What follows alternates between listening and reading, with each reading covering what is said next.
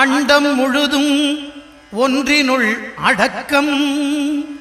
அதுவே ஆனைமுகமெனும் ஓங்கார விளக்கம். சுழலும் கோள்கள் அவன் சொல் கேட்கும். அவனை தொழுதால் போதும் நல்லதே நடக்கும்.